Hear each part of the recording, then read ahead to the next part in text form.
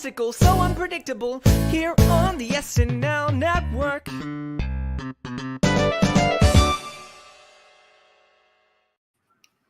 Yes, that is right. Welcome, everybody, to the Saturday Night Network's Roundtable for the Woody Harrelson and Jack White episode of Saturday Night Live. My name is John from the SNN. So thrilled to be with you on this Monday night as we cover a historic ? Night of Saturday Night Live. Talk all about Woody's five-timers night as well as Jack White's as well. He also got that jacket, and we will break down all the sketches with an amazing panel here. This is one I've really been looking forward to get to talk to all of these amazing people. So first up, so thrilled to do this with my man, Rich Tackenberg. Rich, how are you? John, I always say I watch SNL like I watch my favorite sports team. Sometimes your team wins, sometimes your team loses. I remain a fan even when my team loses, and we're going to talk about it tonight. Yeah, that's the beauty of podcasting, right? You can still go into a podcast to hear what people think about it, analyze everything to death, even if the show isn't perfect. So I'm thankful for everybody who's still tuning in, even though this week was mid. That's what I described it on Saturday. It was a little mid. But we'll get into all of it, and we will do that with Kirstin Turnbull. Kirstin, how are you? I am great. I'm keeping warm in this snowstorm outside, and much like you both, I'm there for the show no matter what, even though it may not tickle my funny bone as much some nights as others. Yes. And I'll say, for anyone who's like, oh, I like this episode, there are things I liked here. So we're going to talk about those as well. You don't have to, we're not for sure. Yes. Yeah. We're not all going to be downers throughout the night. Don't worry. This is going to be a lot of fun. But thankfully, for the first time in the history, I guess, or you did this at the beginning of 46, right? But like in a very long time, Andrew, you were joining us on the Roundtable. So let me bring in Andrew Dick on a Monday Night Roundtable. You picked the perfect episode to join us on. Andrew, welcome.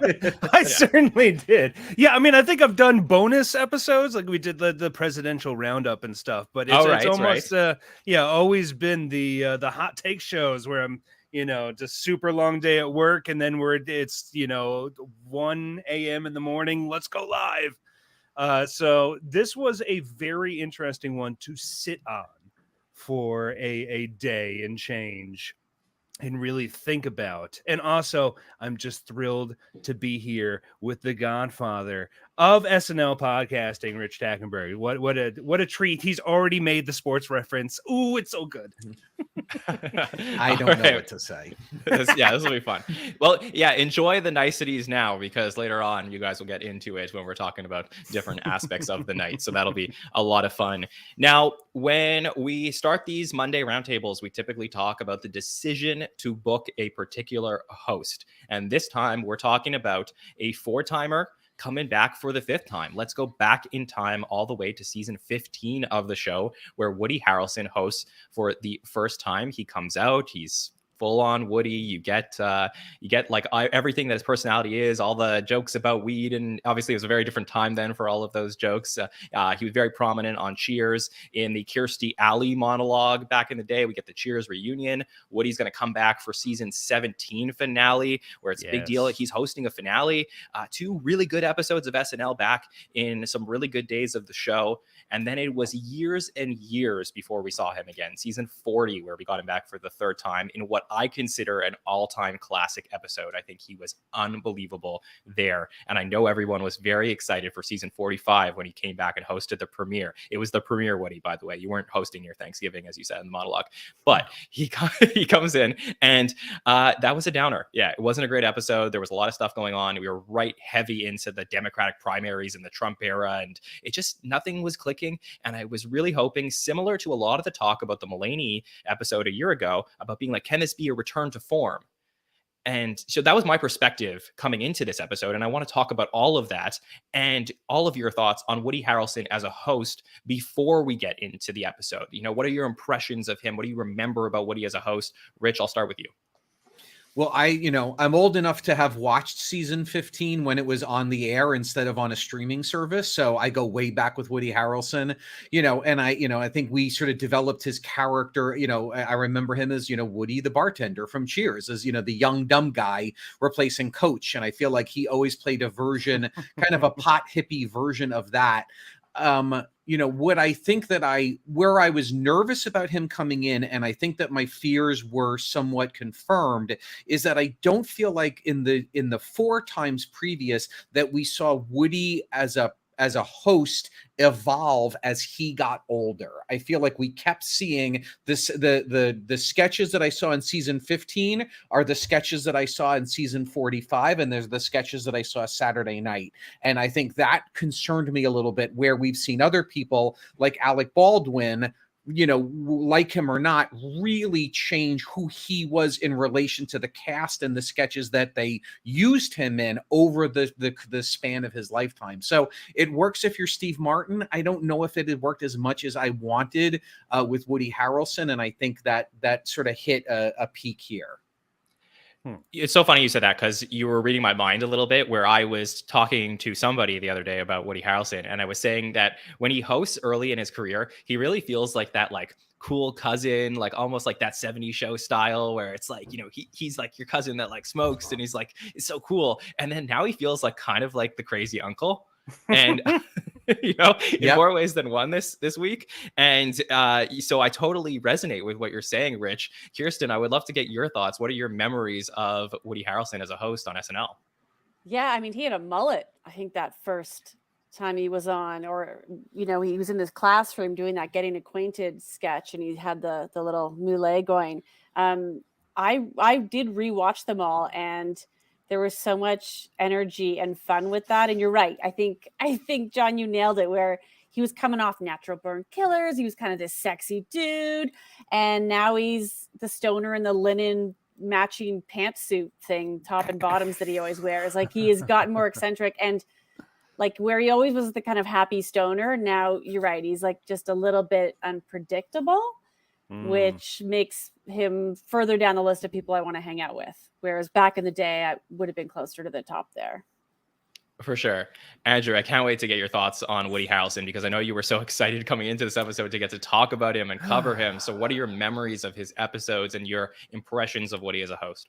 Yeah, I mean, this is an episode I requested to be on, because those first 3 Woody Harrelson episodes, we've covered 2 on the podcast, the season 17 finale, and then the season 40 episode, which, as you alluded to, I feel is like a top 10 episode, pretty easily. It's nearly perfect.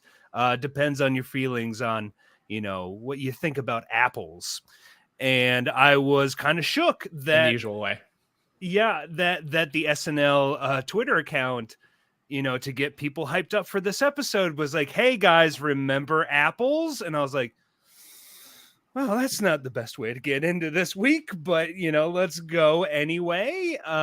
And yeah, there is something that has happened with Woody that I feel like taints this episode. There's just off vibes, and it should have been this is slam dunk. Woody is just a, chill dude. He's going to do your stuff. He's going to be charming and stoned and fun. And, I started watching, you get into the monologue, and I'm okay, well, this is really weird. Maybe I need to pull out the bowl, get on Woody's level. And then by the end, I was like, no, actually, I think I need the tinfoil hat to get on Woody's level at this point. And it was kind of distressing. And I'm wondering if that level of distress that I was starting to feel was permeating the episode, just the whole backstage vibes and everything. And everybody just kind of going, wait, what happened to Woody? What's happened? This is not the same fun-loving man we knew. And so... and all I wanted this one to be was better than the season 45 premiere, which I did not like. And it was a real bummer at the time. I was like, oh man, they did Woody wrong. And then it's that's all I wanted. I just wanted to clear the bar of that one. And we didn't. And we did. So I want to talk about what the best version of this episode could have been. What would have made this episode better for you? What were the things that you would have liked to have seen in Woody be involved in this episode to make it work? And Andrew, I'll go right back to you because I know you had high hopes for it. So in your mind, what was the vision of Woody Harrelson on the show in a way that would have made this episode work a lot better for you? You know, that's hard to say because I try not to envision the show before it happens, you know, and like I feel that Isn't that your thing? No, not at all. Okay, I feel like you're always like, oh, okay, well, this person's hosting, this isn't gonna be that good. Or I'm worried about this person hosting. Maybe I'm wrong. Okay. All right, continue. Strange, John. No, I try not to do that. Maybe I did that in the past and I try to get, you know, but I try to move past that if I ever did that because, you know, it just sets yourself up for failure. So, you know, anytime I walk into an episode on Saturday, it's just like I want to laugh and have fun and hopefully there's some good music in there. And, you know, it's just like all I'm looking for is just some fun. And so I can't tell. There was no expectations for this really than just a good episode with Woody. And I felt like he would have been the kind of guy who would have been able to facilitate that for where the season has been, because this is for me, the first episode in about, you know, it's like 6 episodes. I thought they were on a really good streak there. And so I was like, you know, Woody, that's a slam dunk. They got this in the bag. And it wasn't that, but I do think they were trying some things in this that I do give them credit for. It just never quite gelled. All right. Rich, what about you? Was there any expectation of this episode for you that would have been the best version of what we could have gotten here? Yeah, I mean, I think, you know, as I came to realize, I think more this season than before, I'm realizing like, all right, how do you play to the host strengths? What sketches can you only do because this host is hosting, you know? And in this case, it's someone who's in many cases, you know, hosted the show the first time before the featured players were born. So he's older, he's eccentric, and we really didn't get, I don't think that there was a single sketch that we got live sketch that another cast member couldn't have just played the role. I don't think there was any sketch where they went, you couldn't have done that sketch if Woody, if it was just the cast, you couldn't have done that sketch. So I feel like that was a loss. The other thing that I took for granted is I was really interested in seeing him interact with season 48 cast, not Kenan Thompson, who's been on the show maybe even season 15 at this point. It's hard to track, but I think it was, you know, we only saw it at the towards the end, we started to see it more, but I really was excited to see how he would play with a Sarah Sherman, with a Marcello, you know, with a JAJ not as Trump. Like, I think, you know, I didn't get, which is what I've liked about this season, is seeing we still have Chloe, we still have Heidi, we still have, you know, Ego, but we're seeing a lot more of these new players, and I didn't really feel their presence as a major factor in mixing it up with Woody. So it felt like the show itself kind of felt like a show from a few years ago in a couple of different ways. So those were my expectations that I'd say didn't hit this time around. And Kirstin, what about you? Well, when I sat down to watch, I wrote, you can quote me, name me one person who doesn't like Woody. And then the monologue started. And listen, to each his own. I feel like a lot of us, and I don't know how much the rehearsal, if they ever do the monologue, I'll admit that, but I felt a little hoodwinked because I was on this ride with him and it was rambling. But I was like, okay, is this just stick? If he is, he's fantastic at it. He's rambling, but he kept coming back to it. And then there was a real letdown, and he kind of threw me out of the trust tree there, where I think he really hijacked the vibe and the energy of that entire cast, where all of a sudden we're all feeling a little conflicted about what fun cousin Woody did. He became drunk uncle, drunk stoned Woody. And I think that kind of just gave everyone a bit of a head shake, which is enough to, in a live show environment, just like that small little energy shift can throw a bunch of people off, certainly viewers as well. And it just, yeah, I felt a little duped. I wasn't expecting that. And I don't know that personally it was the time or the moment. He had the stage, he said what he said, and again, to each his own. But I don't like the way that he set it up, where he took us along for this ride and we were expecting a humorous payoff. And he got on his stump speech. So that, to me, I think is the variable that makes it difficult to tell how the show would have progressed if everyone was feeling great and fantastic. And the sketches, some of them could have turned out differently had he not made that kind of selfish mood right off the top. Woody. Yeah, I mean, when do we dive into this monologue? I feel that is the big... Let's do it right now. Okay. Because I mean, I my journey through it live was just confusion, because it does seem to be confusing as part of its rambling nature, and it even took me until the second viewing. Honestly, I posted about it on Twitter, and some guy was like, somebody was like, yeah, heavy anti-vax vibes on that, and I was like, what? Because it was just so long that I missed that final punchline that is set up in the beginning about him reading a script after he had just hosted the last time in 2019. And then we get all these twists and turns, and it's all about him smoking weed, which is just like, yeah, we get it, Woody. And then the final turn of the the script being about the biggest drug cartel buying up all the media and forcing people into their homes and and all that jazz. And then it's supposed to end on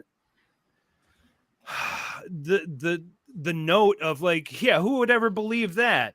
But I do drugs voluntarily, and none of it matches up. And there's like 6 people that helped write this monologue, including producer Steve Higgins, which I'm wondering if that somebody needed to come down from the top and is like, hey, what are you all doing debunk here? that. Let me debunk that for a second. Just say that Steve Higgins doesn't write monologues anymore. I know that was published out there, but he is just simply there in a producer role to sort of like look things over and touch up anything that needs to be touched up. I just want to be clear. Like, I can't, like, same thing with the Chappelle Week. I know there was some confusion over that. Steve Higgins had nothing to do with the writing of this monologue. But did he touch it up? I mean, he always looks over everything as an executive producer. So I have to say, like, it's hard to discredit that, and in particular the monologue. But I would say, like, he did not write this monologue. So, well, yeah, I just want to be clear about that. I feel that somebody needed to come down from the top down to go, hey, what's this joke though that y'all are trying to pull off? And it never works. Like, I don't understand. It seems like the show, like, Woody wants to put over this anti-vax thing. And then the show wants to dupe him at the same time. Whereas, like, Woody, but you do drugs all the time. So what are you talking about?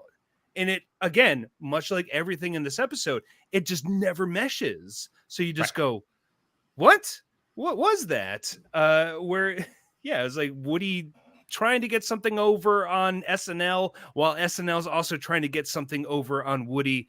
And it was just a mess, and just started the night off. I mean, if you don't count the cold open, just got the night off on the absolute worst foot you could of just, what the heck was that? Well, I would just say it's such a stark difference to what we've seen with previous Woody. And again, like, I know a lot of our listeners haven't gone back and seen older episodes, but I'll just sort of like fill you in on some stuff. I mean, in the first 3 times he hosts the show, he's singing in all of his monologues. So, he's like that. He's a natural born performer. He's singing. He also sings the Cheers theme song in the Kirstie Alley monologue as well. And then, he is known for, being a part of that reuniting Cheers cast, the Hunger Games reuniting as well. Like, it's a lot of like nice, clean fun. And I think, like, even going back to the first time he hosted, he was in a sketch with Victoria Jackson at the time, who they did a sketch called Who's Dumber? And there was like a play on the fact that Victoria is like the dumb cast member and Woody's coming in and being the dumb. But the thing is, like, when you go back and you watch something like that, the idea here is that the cast and the host have camaraderie. And that's sort of alluding to Rich's point. And what I felt here was, it felt like Woody was sort of off on his own.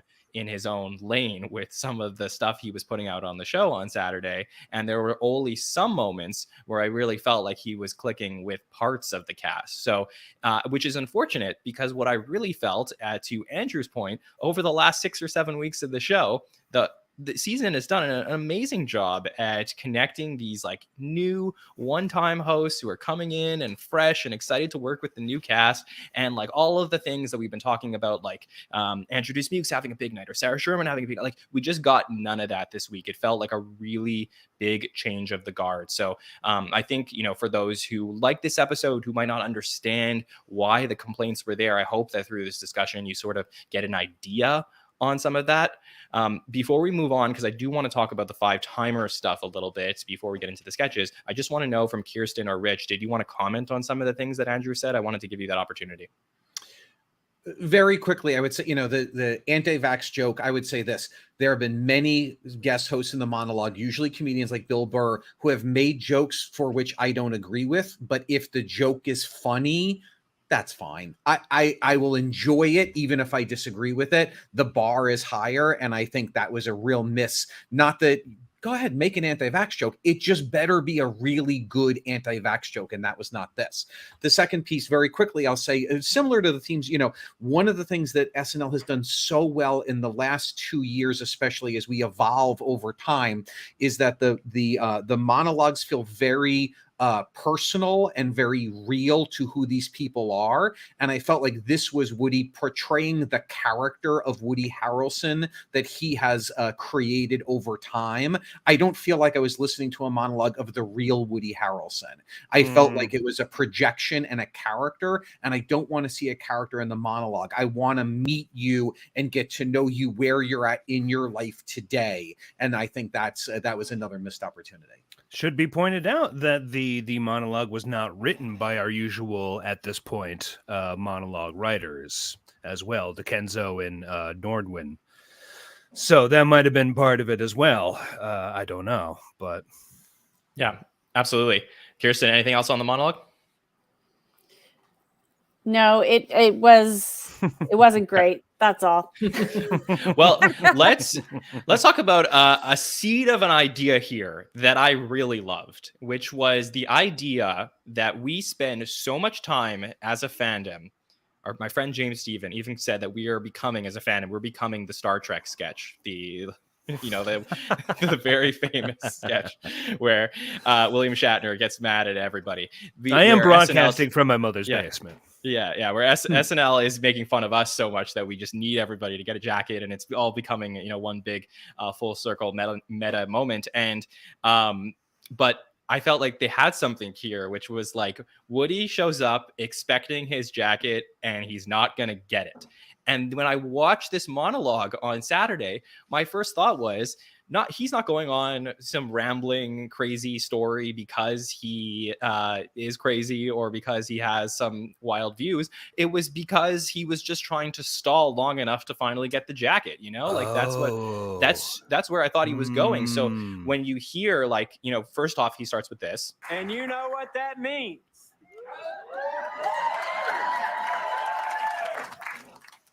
No jacket. Oh, okay. Yeah, so that's how it starts. So, that's the front end of the monologue. And then he's going and going and going, and I'm totally losing him. I'm waiting for him to again be like, anyway, it's about that time. I thought he was so endearing when it came to the 5-timers jacket stuff. It was such a contrast to what I was seeing with the rest of the monologue that I was like, you had such a run, they did a mini runner throughout the night, and it sort of led to this. But I just felt like if only they just went further on it, because that was something I haven't seen before. And that is a good point, John, because then you could utilize him talking himself into a corner as the joke. Right. Exactly. he's still waiting, and so you punctuate it more and more throughout the monologue, and then he starts digging himself further and further as he continues talking, still waiting. Please, somebody with the jacket. That could have been the punchline, or at least some sort of comedic heft. Yeah, they needed to lean into that way more. And we almost got a runner. I mean, I guess you could. It is a runner. It is. It appears, halfway through the episode and pays off at the end. So that is a runner, but yeah, I really was hoping for like something like the when John Mulaney hosted for his 5th time. They had a lot of intersecting things in the episode, and I thought initially that this one would be that was a setup for something like that. Right. And what I was waiting for really was, at the end of one of the sketches, whether it was jail scene or the submarine or something, for the sketch to break down and then him to be like, all right, I'm ready. And then it's still not come. And then it's just, they sort of left it for a couple key moments throughout the night. So I think that they had something really clever that I really wish would have capitalized on, because I think that would have changed my perspective on the episode fully. But Rich, I know you have a lot of thoughts on Five Timers episodes and moments and how they handle this. So let's get started on that. Well, to me, as I was watching it, and really the end as much as the beginning, because I feel like other people have done the Five Timers where they didn't. I don't think Scarlett Johansson, I think in her monologue, I don't think she got a code, or maybe it was a throwaway. We've done this before. But, I was thinking about it as I was watching it, the first Five Timers Club was 23 years ago. And, and it's still pretty amazing, but it is moving on the path from this rarefied air, like Presidents of the United States. And in a couple of years, it's going to be like a Costco club membership. And but what's interesting is that what I'm interested in, and I argue with myself, is should the show start to evolve the Five Timers Club now that it's been 23 years, and can they evolve it without losing the thing, the jacket, or the thing that we sort of hold to from a fandom standpoint. But I felt like at the end, him getting the jacket just felt so shrugged to me, because it was almost like, oh, right, and we have to give you a jacket because now you're also in this club. And it made me think that's not a criticism of Woody. It's kind of like, oh, right, you've got 20 something members. Are we just going to keep doing this every season? Give 2 more jackets, 3 more jackets a season? It's starting to lose what was so fun about it in the first place. What do you mean you can't, Andrew? You have to give the jacket.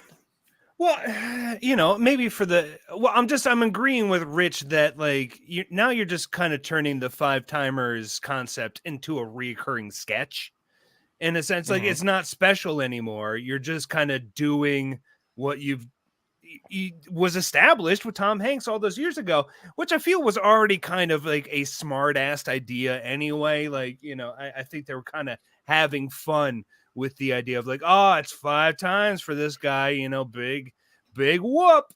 And so, it's become kind of a wink and a nod from Conan and Odenkirk and Smigel and stuff. It's yeah, whatever, guy.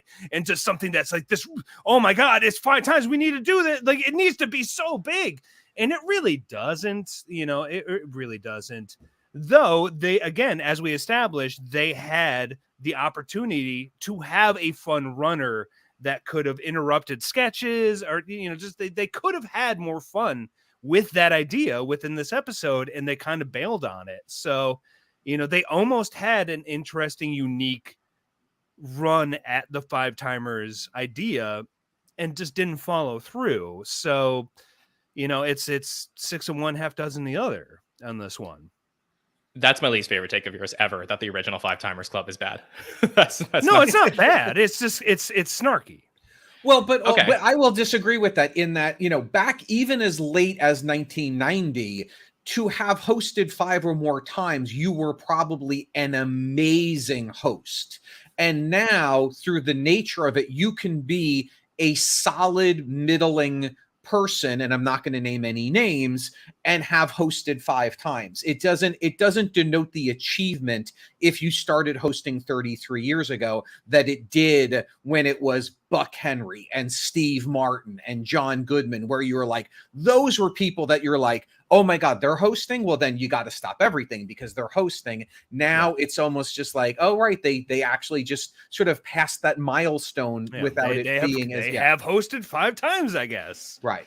I would like to think that with the choices to expand the diversity of their hosts, that this is something that kind of naturally goes away, where we aren't repeat booking as many people all the time because there's less room for them, because we've expanded the roster of folks that are being considered for host jobs, that are being booked for host jobs, and that we get back to a little bit of rarefied air where, yeah, it's appointment viewing and you get so excited to see them. I think that problem should take care of itself, because it's become too much of a thing now that it's getting cringeworthy. And this made it cringy too this past weekend.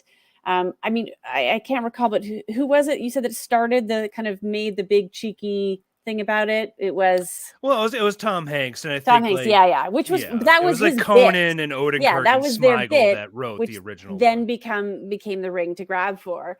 I don't know that Woody is. I mean, technically he's worthy of it, but so he gets it on a technicality.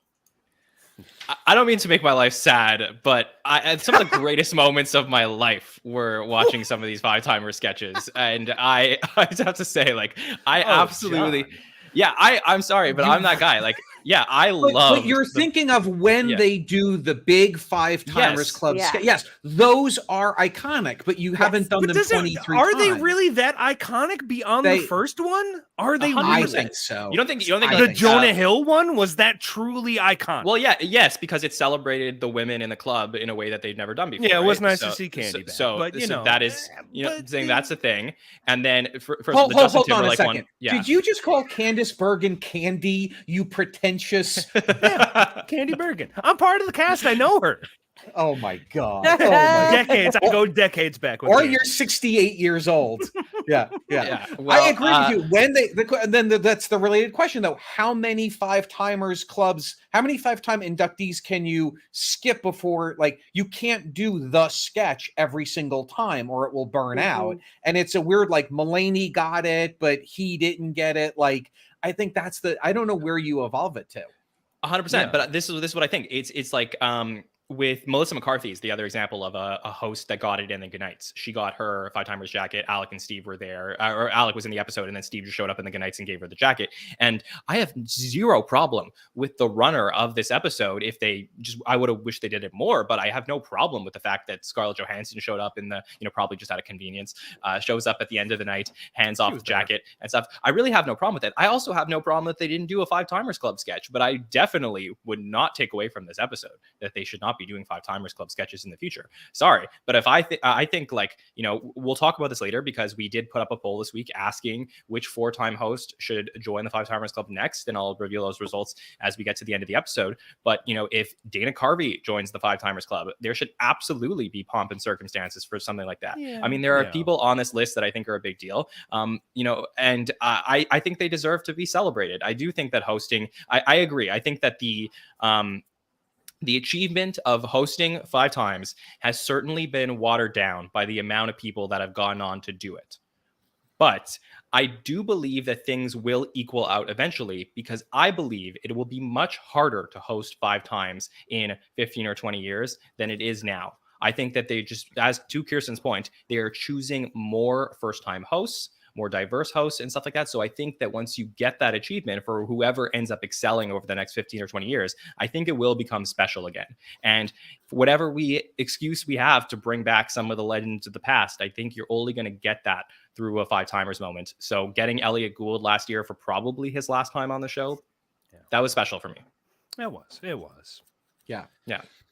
All right, well, let's dive into the sketches from this week. How about we do that? And we'll talk about the moments that we want to talk about from this episode. So, Andrew, your first time this season, at least, on a Roundtable. So tell us the sketch that you really want to dive into. Well, I mean, we've already dove into the monologue, which I thought that was the big what's happening of the night. But then we move into our first post monologue sketch of the night, jail scene, which I thought was intriguing in many ways.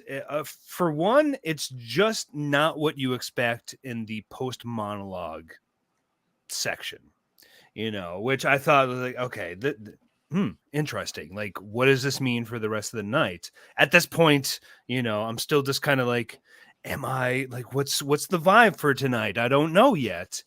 And this one I really thought was the most intriguing miss of the night. And I really say that like with like, I want them to keep on trying this, because this is take a shot, slice of life adjacent for me. This is built out of character details and you know, sort of it's a small little scene with characters in them, and they've all got small details that they are unraveling. And this one really reminded me of something that reoccurred in Living Color, which is the Snack and Shack sketches. If I'm just to throw everything into chaoticness now, I'm going to be talking about In Living Color, which was the sketches where, you know, they're in the small diner. You've got you know, Takia and Kim Wayans as the waitresses. You've got David Allen Greer as the guy by the door screaming nonsense. You've got Tommy Davidson in the back as the short order cook. And they, you know, Keenan Ivory Wayans had said that trying to get those sketches to work as well as they do took a while, because they needed to get the rhythms right of how to bounce between all these characters and every bits of business that they're doing. It took a second. It took a couple rewrites. And this is a classic SNL. Ooh, we were just a couple rewrites and a couple rehearsals to getting all of this right, because there's a lot of interesting character bits that is doing, like the all the asides and the weird crosstalk that would happen, you know, both from Ego and Keenan as Woody and Chloe are talking. They kind of have to like lower their voices as you know, they would riff on top of that. And it just never came together fully, but it was like, it was the most it was the best misfire of the night for me. Like, I really wanted to enjoy it more. Like, I really, ooh, this is something. And like a couple details, I know Keenan had to biff this line about where he's talking about like, every damn Chucky has red hair, and then he says Chuck E. Cheese is a hat with a rat, which just killed me. Like, I know that he bungled that line hard, but that somehow still really made me laugh. And you know, I think that what really kind of threw me from this is that, you know, I think Woody, not much was asked from him in this, and thus he did that. Chloe, I felt was kind of going a bit too big and kind of doing a Southern accent character choice that she's done a bit too much, and really should have not been.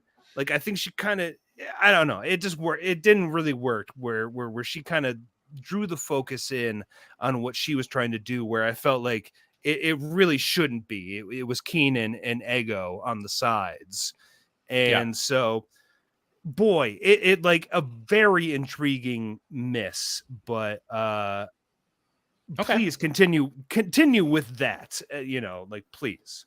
Yeah, let's talk about it. I mean, I also want to say, for anybody who's watching along who is playing Andrew Dick Bingo, I just want to put up the card one more time from intern Slice of Life. Yeah, right next to the free space on the left there. So if you did want to play along, you hit it there. Have I sighed yet? I've probably sighed.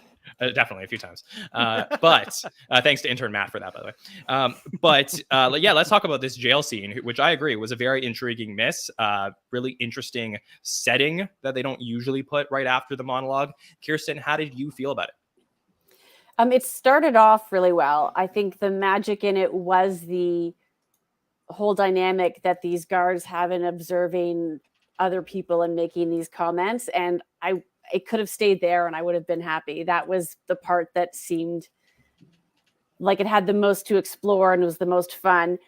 One key takeaway for me is that if there ever is a SNL without Keenan, that Ego could take up that reaction shot space, because she's getting so damn good at it. Her you know, sarcastic looks and all the faces she makes and all her reactions. I love the choo. Bruce. Yeah. That's she's heir apparent to, standby reaction shot, in my opinion. The math ain't mathin' is something I actually say. So I was very delighted to hear that in there. I didn't know that was a thing, but I thought my favorite of that was just them peanut gallery off in the side. They didn't need to come together. I don't think. I would have taken way more peanut gallery. Yeah, I actually had the same thought, Kirstin, because I'll play a couple lines and then we'll head over to Rich, which is, here's a couple things that happen as we start off the sketch. I will always wait for you. No, she not. And that followed Woody saying this. I'm going to be out of here soon. No, he not. Right. So you had both of the guards basically commenting on what they were saying. And that's the part of the sketch that I loved. But to your point, Kirstin, I really feel like it went to another level once they kick out Woody and Chloe from the scene, and it's just a conversation between the two guards. It's no longer them being like the voice in their heads or the voice on their shoulders. It's now a scene between the two guards, and that changes the context of what was going there, which is where I feel like it went off. But Rich, what did you think of it? Similar to what you guys said, I would agree with Andrew in that I felt like I loved this sketch 2 rewrites from now that never happened. And a little bit of a hot take. I think that this sketch would have been a lot better without Kenan. And I love Kenan as a performer, but I actually think that the dynamic that we set up as Ego commenting on what was going on felt very specific and unique and different. And then Kenan, who's one of the best performers Saturday Night Live has ever had, does generic commentary to he could have been anybody. And I think that I wish that they had just said, let's make this an Ego spotlight and let's just have her be the one and just focus on her and then change the sketch accordingly. I think it would have honed it a lot more. It would have been a lot more fun. I would rather Ego at the end have sat down with Chloe and had a conversation about the marriage that she's in with Woody on the side, and not have a second person. Even though Kenan's jokes were funny, they to me were generic funny, where Ego was specific funny. And I hope that we get to see this character again without Kenan. And Kenan had more than enough to do in the night. I don't think he would have been that upset. I love that idea, by the way, and I agree. Like, I had enough with Ego. I thought Kenan was a nice surprise, but you're right, Ego was enough. And that would have been a really interesting place to take it, because you're right, she was such a unique character with such an opinion that we wanted to see more of how she was integrating herself, volunteering into that conversation. Well, and I think, the Kenan's character kind of was too Kenan. It was something we'd seen too much of. So I do wonder, what Devin or Desmukes or anybody else would have done as the second part, to where they both had to come together and talk about it. I do kind of like that there are the two sides and they both had to go, get out of the way, let's talk about this.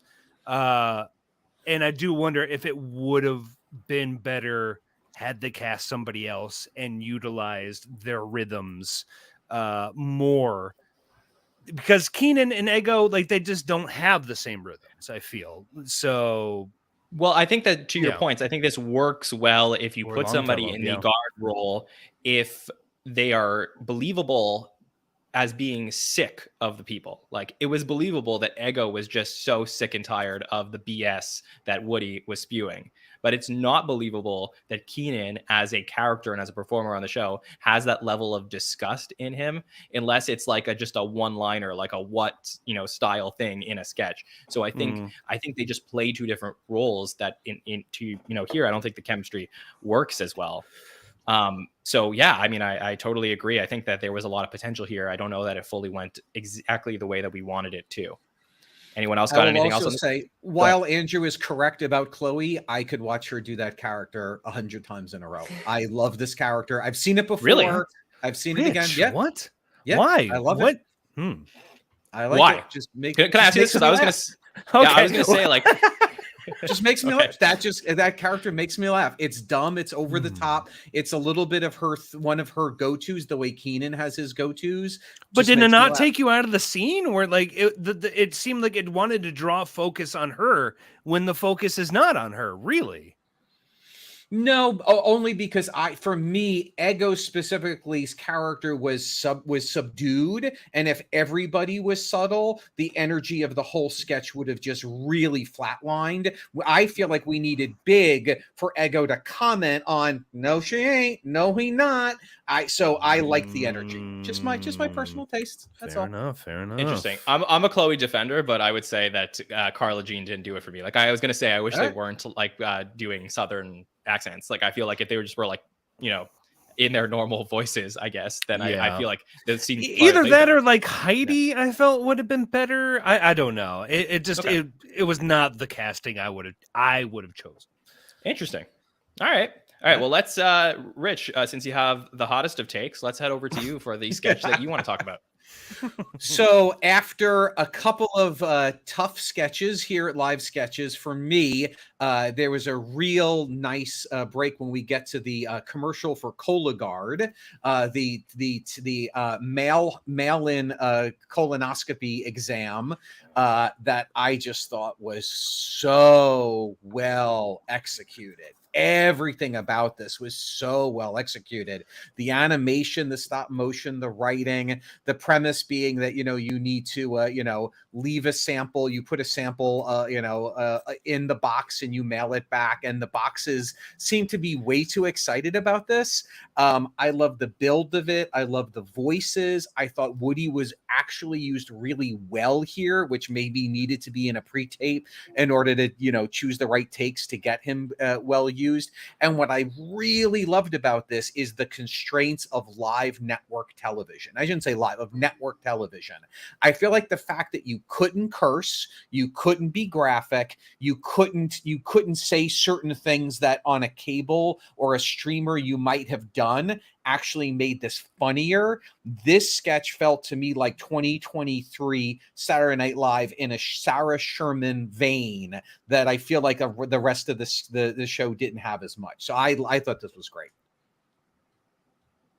So you're saying that this was perfectly fine for cable. Then go ahead, destroy me, Daddy. You're saying that was well behaved. You can say that on network TV. I feel like the show's been going to this well forever, like for so long. Like we keep on acting like, oh my God, SNL went there. It's like they've done this a million times. But what are you talking? If this was, they've gone this far with the sexual deviancy plenty of times, and it's just another poop joke. Rich, this was a well-written poop joke. Right. This was a very well-written poop joke. No, it wasn't. They spent time on this. It was amazing. We like it. The way that this one ended, where the boxes were just boxes and the neighbors saw Woody and thought he was just a stoner again, and then he's pulling his pants down. That was the perfect way to end it as well. And by the way, it's not a poop joke. It's a I want you to poop in me joke, which is very different than a poop joke. Yeah. Andrew, if you don't know the difference, we might need to have an intervention on you. I'll poop on you. So go ahead. Unload in me. Yeah. Unload on me. I just feel like the show's gone to this well so many times of like, oh my God, can we really do this about the poop though, or the fart? And it's just like, yeah, whatever. Like, I don't know. None of this stuff. Like, I feel like half of the joke who hurt you? Who hurt me?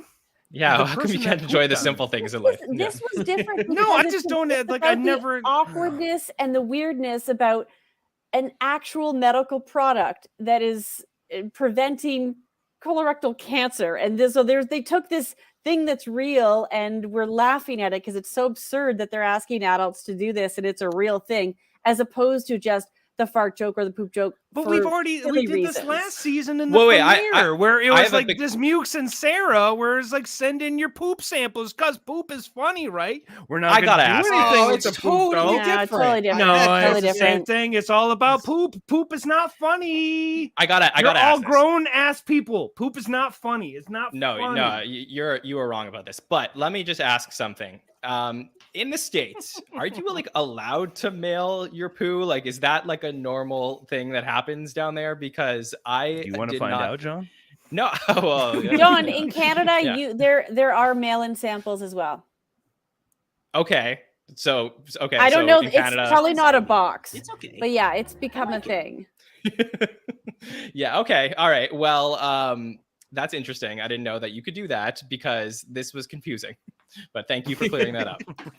I didn't know what this was necessarily based on or not based on. I completely refute Andrew's take that this is just poop jokes. I thought this was such a clever take on a medical situation and just humanizing the boxes and making it a non-adversarial and making Woody the one. No, they're sexualizing it right. at a certain point.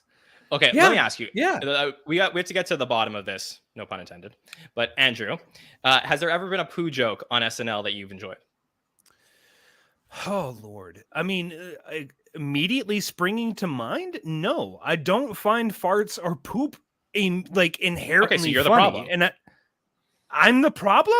Yeah, I'm saying you're the problem because this, you don't like. I just find that's the hackiest thing you could say is like, just down the line, poops and farts are just inherently funny. No, you're missing all the great stuff about its comedy context. Yes, what in about real life, if you fart next to me or you shit your pants, that is kind of funny. But now my taste, I almost never find fart jokes funny. I never find fart jokes funny, and I don't think of this as a poop joke because it's not about the poop; it's about the person, the box in this case, but it's the person. Maybe I like poop over fart because I feel like if you're going to do something, go all in and don't just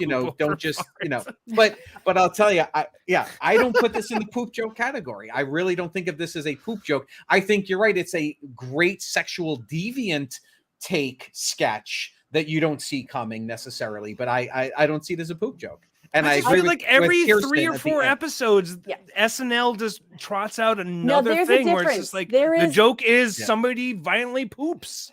No, there's a difference when it's about someone violently pooping versus the commentary on having to send in a stool sample by mail, or if you think about the one that Fred Armisen did years ago with the snore strips, and you had them with you when you're in bed with your partner so that you're not ripping farts. Like, this is now a commentary on living with someone and all of our natural bodily functions being present within your relationship. So like there's something more to it. That's when I appreciate it. When it's just someone's gonna shit their pants and it's for no other reason just to make someone laugh, don't get it. But I love when it's the commentary part. I agree. Yeah. I feel like I'm living in the real life penis sketch where it's just how many times can we say poop in a row without getting taken down. Yeah. But I would say I do believe we are not giving credit where credit's due to or credit's due to Keenan and to Andrew in this sketch, who to me, them both nodding along and being like, I want to stay behind and watch this. I think that to me, that's what works here. And I think honestly, the best shot in the whole thing, Kirstin, I believe you're the one that said this, is the shot of the perspective of the neighbors looking and seeing that the boxes are just boxes and they're not actually talking to Woody, and he's imagining this whole thing. So it's they do that reveal all too often as well, of like now we cut to the reality of the sequence and it is just 2 boxes standing there we do that joke as well way too Andrew, often. let us enjoy our love for the sketch. That's fine. We get it. I will never be back on Monday ever. Yeah, this is where we talk about poo for like 15. He's gonna get boxes of poop in the mail now, like getting poop on his doorstep. But I agree. If the SNL has done a number of sketches where the joke is, I broke the toilet, I destroyed this because of poo, and those never make me laugh or have never made me laugh. I feel like this is a very different piece. I definitely made me laugh. I loved it. Yeah. All right. Well, I'm a sucker for toilet humor, so there you go. Sucker for poop. Putting that out there. Give it up for poop. Yeah, and I will say this in a way, not that I just as JJ said, Just go inside me. It's okay. I like it. not I like that I it. not that I like it, but it was refreshing given the evening. So I'll just put that out there. All right, Kirstin, let's go to the sketch that you would like to talk about. How do you follow that? All right. You know what? You follow it with Beautiful Jim. Bowen and Woody. Yes. And Woody used very well here. Like, let's give it up for Woody here. But Bowen doing what he does so well, which is this real rapid delivery and the wordplay and the absurdity of the premise. And they had visual gag after funny line. It just didn't stop. This, I mean, I wrote down what her name is, Ashley or something, his wife's name.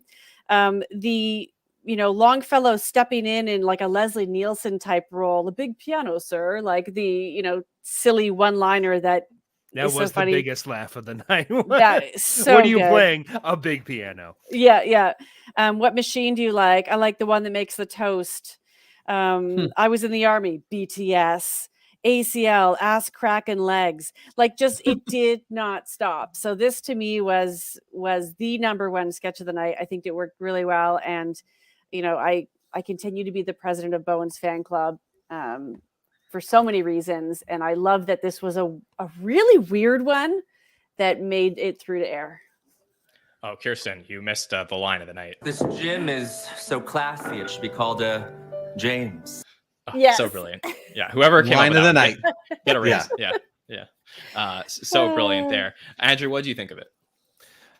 I mean, I guess pound for pound, this was my favorite of the night. But it's still like, man, it was also what I don't really enjoy out of SNL these days is two people standing next to each other, staring down the camera, staring down those cue cards, and just reading wacky lines at each other. And to a degree, most of the punchlines did actually hit. And I felt like this was the last sketch of the night. I was so out of the game at this point that, it's like the last sketch was unfurling in front of me. And I was like, there's some jokes in here, but like, I'm just so done with the night that it really couldn't hit as well as it could have if it maybe came post monologue, like put this, it at least felt like it had energy. It had beats and it was like cutting between things and whatever. It was a very, I felt the most cut and dry SNL core sketch you could have of the night. Which is to say neither nor on, if it's good or bad because of that. But, it felt like on a different night, this would have been, of the last 6 weeks, this would have been a middling effort in a very good episode. But this is a middling effort that is somehow the best part of the night, writing wise, so I don't know. Well, what I I'm liked mostly here, fine with it. I did get a couple laughs, and like Longfellow sold that big piano line like Longfellow does. So I didn't. What I did like here, though, is that this wasn't set up like a scene like we're used to seeing. This is set up as like an exercise. This is like a a la like something you would see if you're going to like the Groundlings or something like that to like watch a show for the nights, And I think that was what was fun of it, which was like the game of. Basically, they introduce it as two men speaking in the most beautiful gym in the world, but it has nothing necessarily to do with the gym beyond love. Like, let's create a scene, and it's really here about like how can we try and top each other with the puns. So it's just a sketch purely built out of riffing in the room. There is no scene. There is no point A to B to C in any sort of storytelling or whatever. It is just gags for sure. But I find that you talk about and then we'll go to Rich on this. I mean, I find that you in comparison to what we were just talking about with all the poop stuff, which is the fact that you see it so often, I find this is something that we don't get to see so often on SNL. We don't get to the improv games as much. Like, I'm saying I don't think we get the like, okay, we're gonna take this style of this sketch, at least nowadays. Like, I think when Garth and Kat was going on and everyone was so upset about oh my god, well, we're seeing another Garth and Kat, but it was an improv game between Fred and which is Kirstin. coming off of years of Kate and 80. It's the same thing. I feel like it's different, but let me bring in Rich here because I know he wants to talk about this, and then we'll keep going. Yeah. Well, I know this is going to shock you, but I'm going to strongly disagree with Andrew yet again. Yeah, I know. Yeah, I thought this was really fun. I thought this was, I thought it was really fun for all the reasons that Andrew didn't love it, actually, in that, to me, I think I said at the beginning of the show, like, this episode felt like a throwback. It didn't feel like a 2023. And I would say as a 10-to-1 sketch, this felt more like a Will Forte era, 90 or a 90s era. I could even have seen it in the Dana Carvey, Mike Myers time. Like, it had that, like, what is this? As you said, it's sort of like, and now Chuva the Jet, like a very throwbacky, and it was just joke. But I did feel like the jokes had a nice build to it. I thought they had really fun chemistry together. And I thought this sketch doesn't work post monologue, but in a 10-to-1 sketch, I just thought this drove it home. I thought this was probably the best 10-to-1 sketch of the season so far. I thought everything about that I don't really agree with. That's crazy. What would be a better time? I'm probably just forgetting. Was there something better that I'm trying to think of something that was like a great 10-to-1 sketch?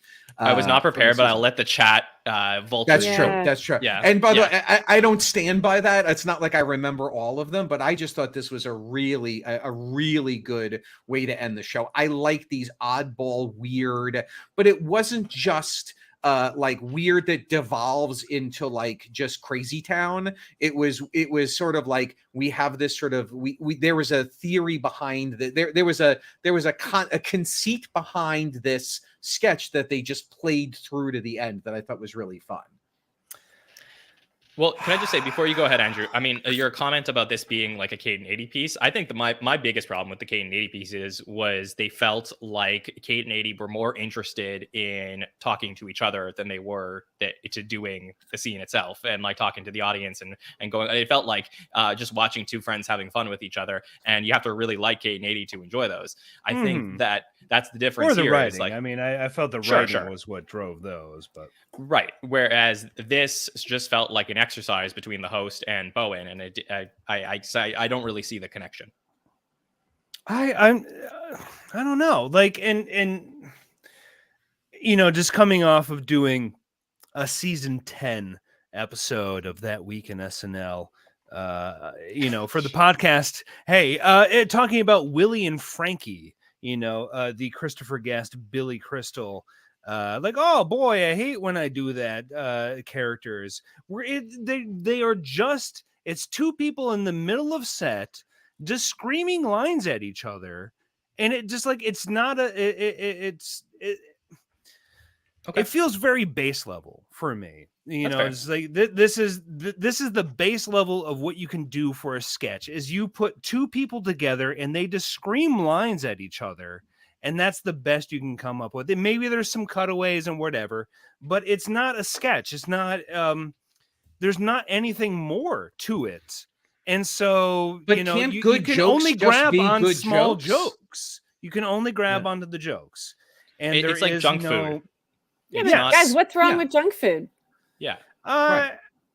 Well, and I should preface it that I did think this was probably the best of the night. It's just...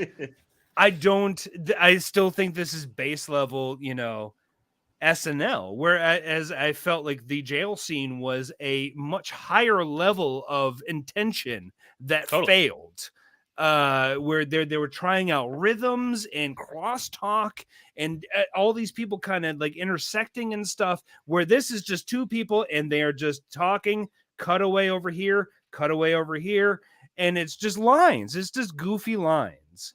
I will say those the goofy lines though, and the wordplay, that's not easy to do. Like reactions and stuff, yes, character building, but there was really clever writing here that people were committed to. And I thought it was redemptive for the whole episode. Now, whether that speaks to the episode itself, I don't know, but I thought it ended on a note that left me not feeling completely disappointed. It was nice to see Bowen. It was nice to laugh at the end of it. And I enjoyed that. So again, maybe the entire episode was not as exciting. So I needed a little sprinkle at the end. I think I still would have enjoyed it, though. That also could be because I just think Bowen is fantastic. And anytime he wants to be that character, I'm here for it. Yeah. No, this is mostly just coming from a person who was just crushed by 48 years of SNL and containing this all in here. And just like, boy, we've done this a billion times, though. Yeah. Like, okay. I get it. I do get it. But, when I have to come on here onto a podcast and say, have I seen this concept before? I have. We've been doing this for decades. And but so I don't think that's the criteria. I've seen almost 1,000 monologues. It doesn't mean I'm like, oh my God, the monologue again. Oh boy, with the monologue. Well, you got to feel the bar is higher, and you're great. This sketch, if the jokes don't land, we all tune out halfway and go, oh boy. And I think that the writing was strong enough that they delivered on this. I thought that they brought it home. Fair enough. Yeah. Fair enough. Okay, I want to talk about Heidi Gardner on Weekend Update with the character that she played here. And this character is Gina Bianchi, the woman with 4 daughters and 1 son. And she comes out here very into character, talking about her kids and where is this going to go. And she talks about, how her daughters are all doctors and they help buy her house. And she absolutely does not appreciate them at all because she really has a thing for her son. And it is the detail about how, deep and dark this could potentially be with her feelings about her son that I absolutely loved here. And obviously she starts off with this. I mean, I would if I could. This? I love this, Andrew. Yeah, I loved it. And, she starts off and she says, I would if I could. It's kind of funny, whatever. But then it goes to a place. Kind of funny. Yeah, and then it goes to a place where I didn't expect, where she goes. Like she completely ignores his balls. She's talking about her son's girlfriend and, their sexual acts. When he's done, you're done. And I felt here that Heidi hit on something that I really loved, which was just that, she went back into these characters that we used to see from her in the early years, where she really felt like method in the way that she was doing it. And I thought that this was a major return to form for some of the things. I can't tell you. I mean, I started podcasting in season 46. From the moment I started podcasting, one of the biggest complaints from our community was, I want to see Heidi go back on Update doing solo character pieces. And I felt like this was what we were looking for from her. And I Andrew, I know you disagree, but I do want to, I will get to you, but I want to go to Rich and Kirstin, and then I'll give you last word on it so you can sort of rebut based on what they say as well. So Rich, what did you think of Heidi on Update this week? Well, put aside the sex stuff towards the ends for a second. As someone who myself, I am the only son and I have 2 sisters, I did not understand the comedy of the sketch. This seemed like a completely normal, completely appropriate reaction to a woman and her children, and then it got a little weird. I loved this. I thought this was I agree. Just yes to everything that you said. It reminded me so much of of seeing Heidi do the woman from every girlfriend from a boxing movie, where it's not just I'm setting up a game in which the game is going to be I have a tag, a repetitive line, or it's going to be kind of like it was a character based, not sort of just simply just a string of jokes or wordplay. I will say that I have met people like this. I think my sisters probably loved this sketch more than I did. There might have been some truth in some of the underpinnings of the woman who really the sun rises and sets with the sun, not the daughters. And then the fact that it got so inappropriate, I loved the heightening of it. I thought this was so fun to see, and I loved it. I thought this was really great. And you know what? That's a great point, because again, like this, I would not describe this woman as my mom, but I would say I have a sister as well, and my sister and I often joke about the fact that, like, my sister wanted a Nintendo. She never like got the Nintendo. I got the Nintendo. Like, my sister wanted us to get a dog, but it was only when I wanted the dog that we got the dog. So it was like, that's type of thing. So I feel like as a son with a sister, I could sort of like see, and then obviously this went to a much more, as I called it on Saturday, Freudian place. But I felt like there was a lot here. Kirstin, let me go to you and let Andrew wait a little bit longer. Well, I have a son, but he's an only child. And yeah, he kind of walks on water. I think the two things, one would be, I know this character. I think most of us have seen a woman who, a mother who, just thinks the sun shines on her son only. And of course, there are probably jokes about how far her love could go. And so, yes, they took it there.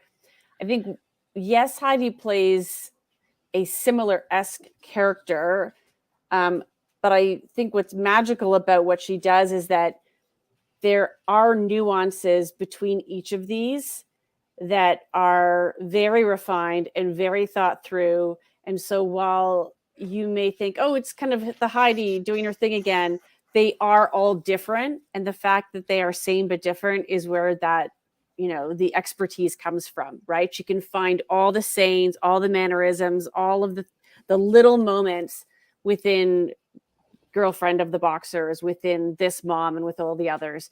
That's not easy to do. Otherwise, they would all truly be the same. And so, although they're similar, I mean, she is who she is. She's got her own mannerisms. She's got her own style. She's finding the difference between those. And I think that's where her years of experience and expertise are really showing themselves. And I agree. I was waiting for her to come back with one of these because she's just so great at it. I will say my favorite Heidi moment, though, is when she played the security guard in the Michael Jordan movie Send Off. Yeah, absolutely. I mean, Andrew, I did get a chance to look at some of the thoughts in the Discord prior to you coming on with us tonight, and I knew you didn't like this, and I was so excited to talk to you about it because I forgot what I said, but yeah, I don't think you did. But go ahead. And I'm like, I do like Heidi. I do like Heidi. Please let that be stated before I say anything else. I don't like. It's a bad season for her, and she's been trying out some new things, and they're not working for me hard. And this, like, I get it. Yes, it is just me and my sister. Yes. Does my mom probably like me more? Probably. Yeah, it kind of goes that way, and so, like, I get it, but then just the whole, like, then it just gets into nasty sex jokes. Again, it's like we're just extending it to the natural, like, ooh, what's the extreme that we can put this to? What's the taboo that we can break here? Is that, it's like mom just, I didn't like it. It felt so like we've been to this well so many times. Like no, I didn't like it. I didn't like it. None of it made me laugh, and it just made me feel uncomfortable. Like, why is this? Isn't that the uncomfort joke? what you want? Like, isn't that, isn't the idea of an SNL cast member creating a character that pushes you to a level of discomfort something that you want to see from the show, that the show would do more? Like, maybe yeah. if there was, we saw the character of the son. Okay. I can buy that. And we didn't have to leave it out, it's like, but that's irrelevant. Like, she's every mom who right. has a son and who favors him, right? And who, but no, maybe like it would surmise work it's more a little if too much. It's a little weird, and that's the joke. Bottom barrel son. But that's the joke. Just like the most but hateable. It doesn't matter son. if he's bottom barrel. She thinks he's great. He could be a supermodel. He could be. But no, then she opposite. wants to like. No, but really, it like then it gets into sexual stuff. Like, it's not just like she loves her son. It's like, about his sexual enjoyment and stuff, and like his balls, and when he finishes, it's not funny. It's just edgy, and it's not funny. Like it's like we're being edgy in a time where anybody can go on Twitter and read these kind of jokes. Like it's just it's redundant. It's the redundant. sex stuff is a comment on how controlling the mother is and what high standards she has for anyone else in his life, and it's just manifesting itself in a way that is very obvious to us, which is sex stuff. So like what is the craziest thing I could say to convince to you that I know what's best for my son is to be that specific and inappropriate, because that is the absolute limit to which I believe that mother knows best, and no other woman or man will be able to please him the way that I do as the mother. It's just a comment for that. Yeah. See, and that's just like, it seems like obvious shock jokes. Like just obvious. I haven't value. seen that's that. At face value. Yeah. I think maybe there's a chance that Andrew's mother. We just had sexual poop jokes earlier in the episode, and now we're just gonna, have these same, It's just not the same. Taking a dump on me is not the same thing as I'm, kind of in love with my son, but I can never really, say it like that. No, I really felt like if they didn't play it as broadly, if they did not go as far, if they just touched just the hem of the idea of that, it would have been better. But the fact that they just completely steamroll over the taboos and stuff, it just makes it less funny, because there is no reining back of the idea. But she's not we just steamroll into it. She doesn't want to sleep with her son. But are you saying that you liked the sketch up until the point where it turned sexual? Because there was a whole runner about. Okay, but this is the thing is just sorry, Arch, I was gonna say like the point of this is that this woman exists in real life, but you're never gonna get her to say the things that she said on SNL, and the fact that she's willing to say those things is something that is different, and it creates this moment of like shock.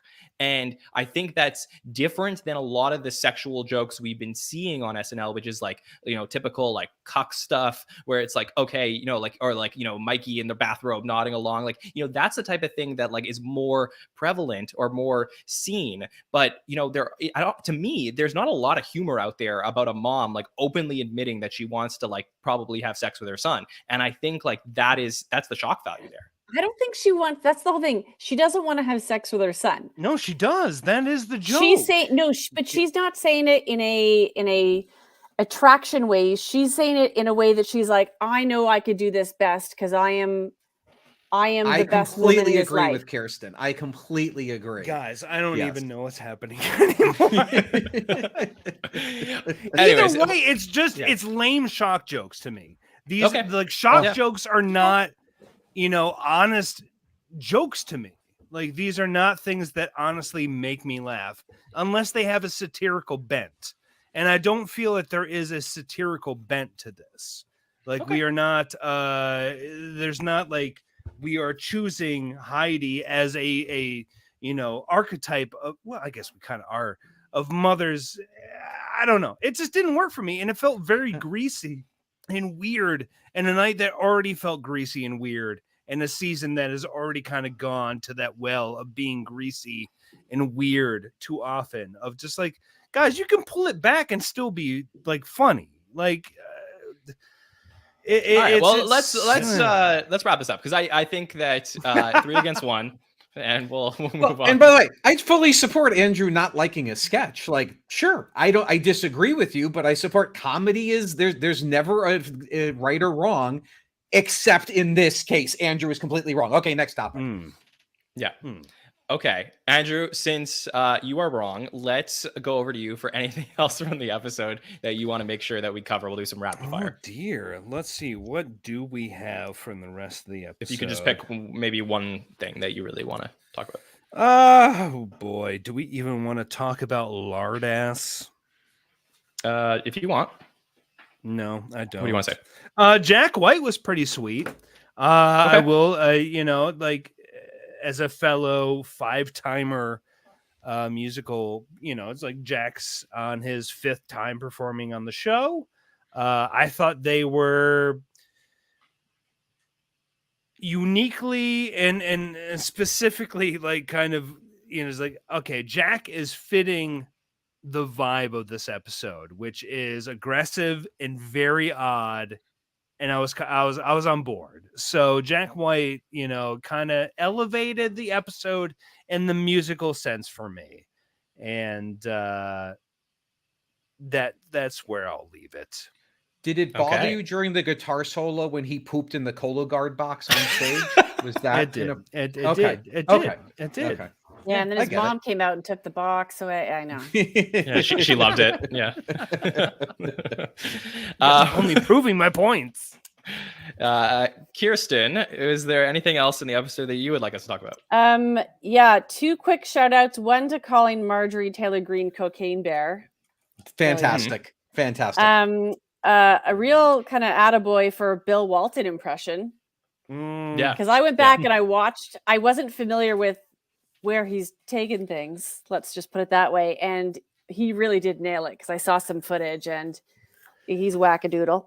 Yeah, But, that was super strange for me, if I may butt in for a second. Yeah. As a Comedy Bang Bang listener, Bill Walton has been a perennial reoccurring character on Comedy Bang Bang for many years. So to see James bust that out, I was like, I don't know. Do you really want to do this? And like, was Ego, just like, well, I mean, listen, there's somebody else out there in LA that kind of does this as well. Do you really want to do this on the show? Because some comedy nerds like me might go, There was not one thought in that room about anybody else outside of SNL doing a Bill Walton. Yeah. They should. I mean, you really should pay attention to what other comedy people are doing. SNL, you really should. Okay, Kirstin, was there anything else on your list? Yeah, PDD, the stakeout. Yeah, I really enjoyed it. I thought, again, I love the way they write. I'm a huge fan, and I love how far they push things. Just when you think it's gotten crazy, they go and unearth more crazy. But it's always so smart and funny, and they always know how to end things really well. Also, so shout out to PDD for the stakeout, which was very funny. Uncle Keenan, it's 2015. What? No, it's not. Like there were some great lines in there. I thought Woody's best line of the night was this. That's a low blow, man. Well, time to go in there and kill it. No, man. What? That was really great. Yeah, I really missed PDD, to be honest. I really felt like that time off that we've had since we last saw them at the Christmas episode, I think was a good thing.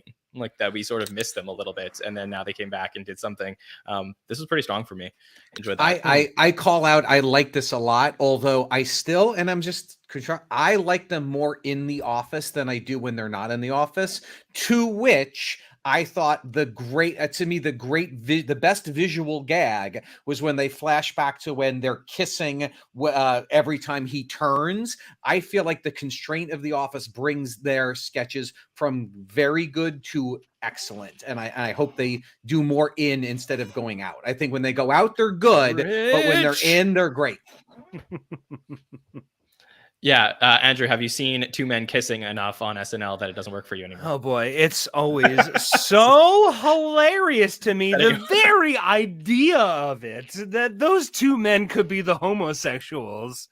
Now that, I mean, this one, I do agree that PBD, they do have a good sense of escalation, and really this one felt over familiar to a degree, but I did like the one moody teen that they had. But overall, I don't know. I'm already starting to feel their beats. Like I'm already starting to kind of like, yeah, this is kind of what they do.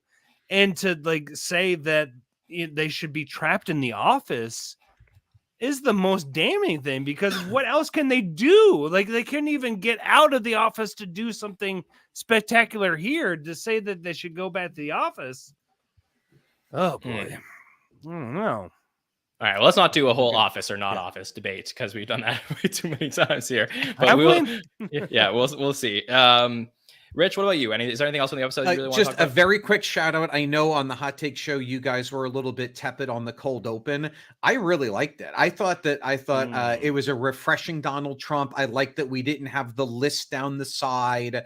I liked that it was more focused to a specific topic. I thought it was really fun. It wasn't perfect by any means, but I really enjoyed it. So just a little shout out to that. Yeah, Andrew, I think before the show you mentioned that there was something about the cold open you did like, right? No, I was more just talking about Chloe as oh God, what's her face? Emily Kors. Emily Kors, which I felt like a lot of people did not have any context for. At least the people that I was talking to. I had no idea who that was. So there you go. No and honestly, if you look her up, she looks like James. She looks like James Austin Johnson. So it was super weird to have Chloe play the character that kind of looks like James in female version next to James as Trump.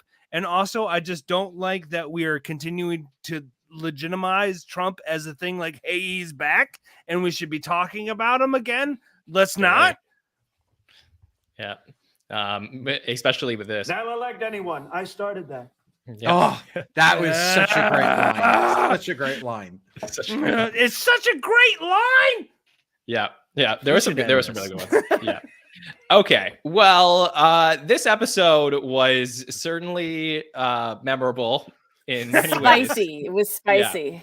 Yeah, this is an interesting one. I think we're always going to remember Woody Harrelson's fifth time for a lot of things. Obviously, gets the jacket at the end from Scarlett Johansson, and we move on. But before we do, let me talk about the polls from this week. So first off, we did ask our listeners. We wanted to know who should be the next member of the Five Timers Club.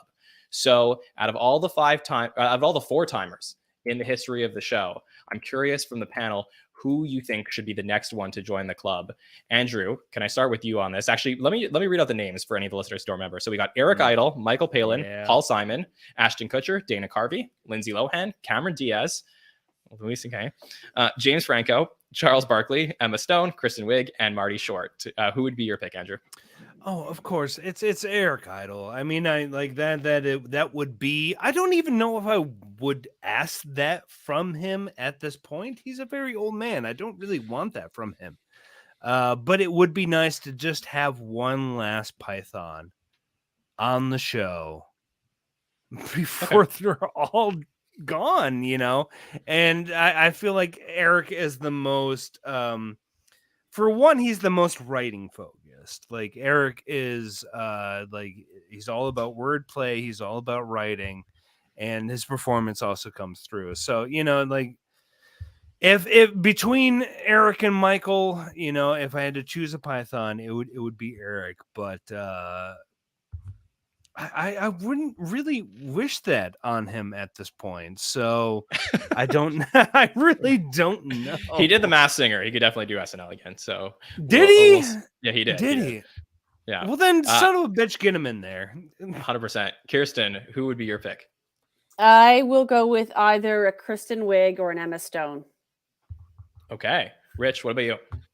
I'm going to split the difference in that. I love the Pythons, but I think maybe Andrew's right. I think the time has passed, and I think the cultural relevance is unfortunately past. I feel like Emma and Kristen will get there. I want to see Dana Carvey in while he's still at the height of his comedy powers before he loses more of the edge that people can lose over time. More so people listen to that podcast and go, oh my God. Well, I would say that for me, I mean, I'd love to see Lindsay Lohan potentially do this again. I think it would be fun to get her back in the mix. So let me bring up the results on screen right now. And the results from the next Five Timers Club member. Number one, it is Dana Carvey. 26% of the vote went to Dana. Number two is Emma Stone. 22%. Idol ain't even on the list. No, not the top five. Kristen Wiig comes in third with 19%. Marty Short at 16%. Lindsay Lohan 9%. And fun fact, Lindsay Lohan voted for herself in the poll today. So thanks, Lindsay, for voting That was very funny when I opened up the poll results. And I see Lindsay Lohan vote for herself. That's beautiful. Yeah, thanks, Lindsay. Yeah. I could easily see at some point in time Lindsay Lohan having a redemption moment the way that John Travolta did in whatchamacallit years ago and being back on SNL in a victory lap. But I don't think that's in the next few. I think that's a couple of years away. Yeah. Yeah, it would be interesting. Okay, let's talk MVPs for the week. So every week we put out a poll on Twitter and our Instagram stories to ask for the top MVPs from the week. And we look for either, we're asking for either the host, musical guest, cameo, or a cast member to be your MVP. And I would like to know from all of you who your top 3 for the week are. So Rich, who's your top 3? I mean, this is one where I feel like the MVP is us for getting through the episode. So I know that's not fair.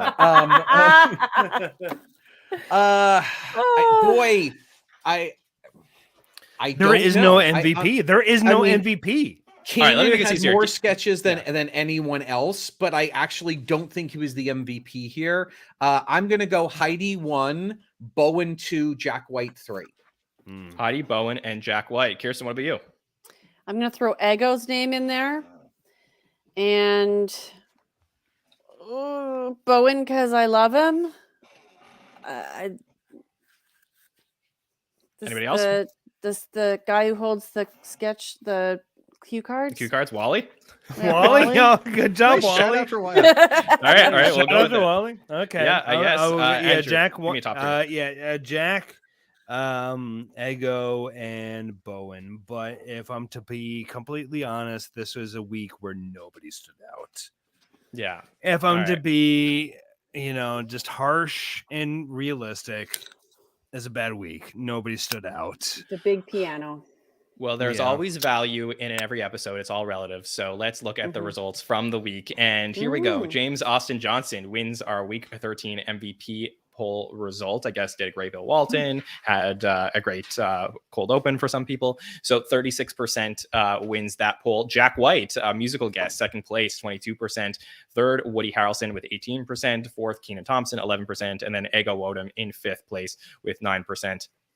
That would be our poll results for the night. And I think it's the first time all season we have the musical guest ahead of the host. So I think that says a lot. Yeah.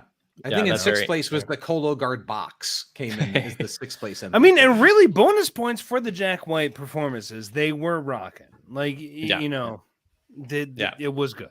It was good. Okay, well, for now, let's move on to what's coming up next week with host Travis Kelce and musical guest Kelsey Ballerini. Travis Kelce comes in right off a Super Bowl win, tight end for the Kansas City Chiefs, helping me win my fantasy league this year. Thanks, Travis Kelce, for that.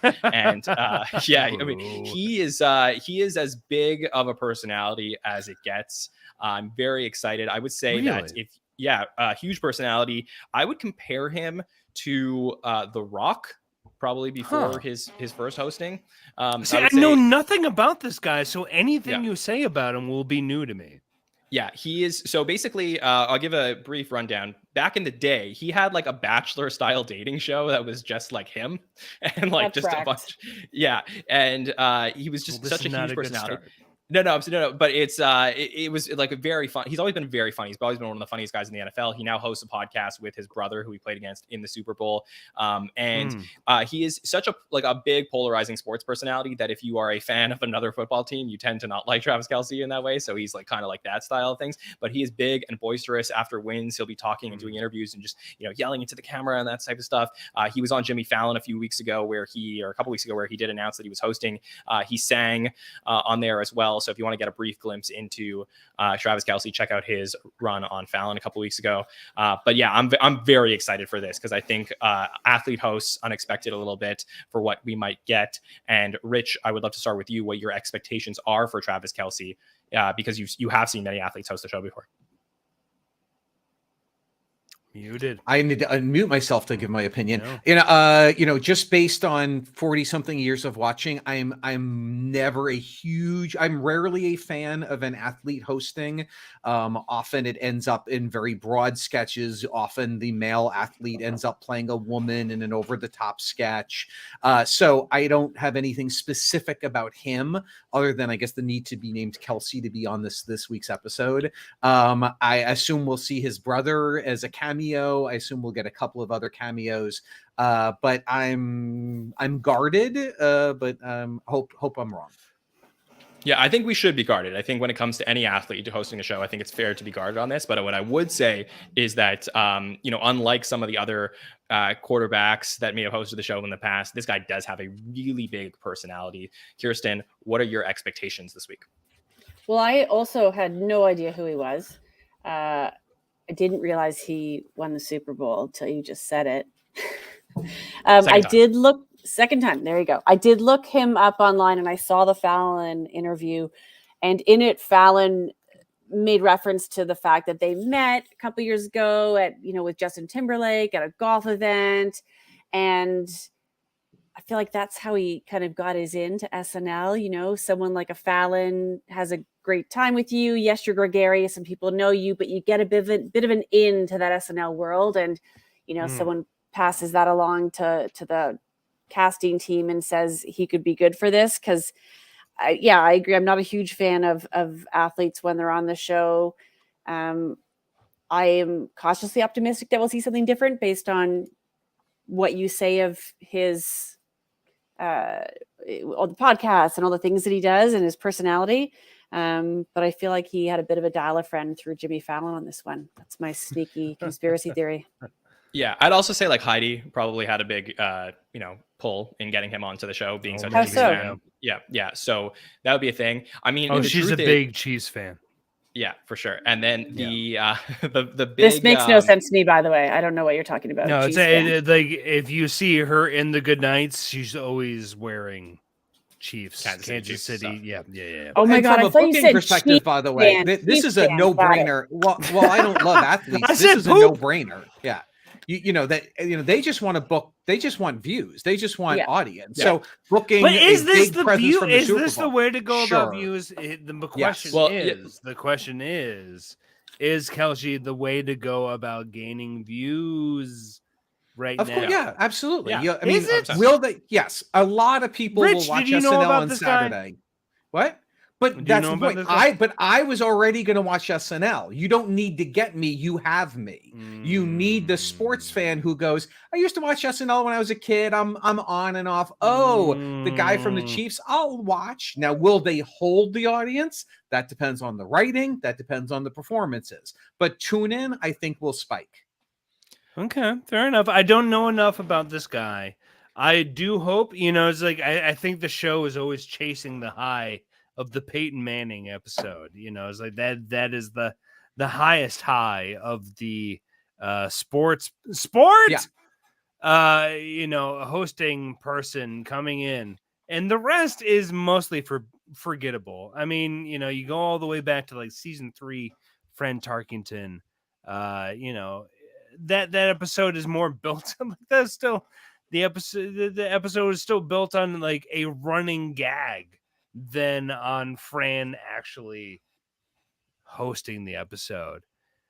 I don't know, because I felt like this would have been this Woody Harrelson episode instant slam dunk in terms of sports references. Instant slam dunk. What are you going to do? And so the Kelce episode would have been that would have been the off week, for people like, oh, I don't know what happened that week, whatever. And so I don't know. I don't know if there's going to be a rally around this episode. I don't know exactly if this guy is like trying to go for WWE or whatever. Like he might be. Well, let me just make a comparison, by the way, for what you said, where you're talking about Peyton Manning and Travis Kelce. When Peyton Manning was playing, he was considered like a media darling in a way. Like a lot of people were like, oh, when he retires, he's going to be the best broadcaster in the NFL. And then when he did retire, got into a bunch of businesses and ends up doing the Manning cast, which you saw in the cold open of the Miles Teller. But networks were recruiting him like crazy, going to offer him so much money to call NFL games. And that is Travis Kelce now. Like everyone's like, when Travis Kelce retires, all the big networks are going to get like dole out the cash to get him on their shows because he is such a big personality in that sense. So which is baffling to me because this is like the first week I've heard this man's name. So like, again, this is like, you've escaped like, the Star Trek, cameo throughout the years is really, built into a big name, like this super nerd shit of like Kelce, who I don't know this guy. You know what though? Someone who's that big a personality could really suck the energy out of a room and is used to the attention being on them. Like he is a team player. He could have a Deion Sanders level. Yeah, I don't know. He may stand out too much in sketches because of that, and that could be a detriment. Yeah, okay. The thing is, like, this week is just too shaky for me to be okay with like what we're gonna do with next week. Like Woody should have been the slam dunk. Yeah, I just have to say, like, I think everybody is overreacting. Like, yes, the Woody episode was not great, but like, you know what? We had a lot of good episodes in a row. SNL has put together like a pretty good season, and I think it's been like turning. Do you not want the controversy right now? No, John? I want people to wipe the slate clean and go into this, go and see what's going to happen this week. And I think that's just because Woody's episode was trashy.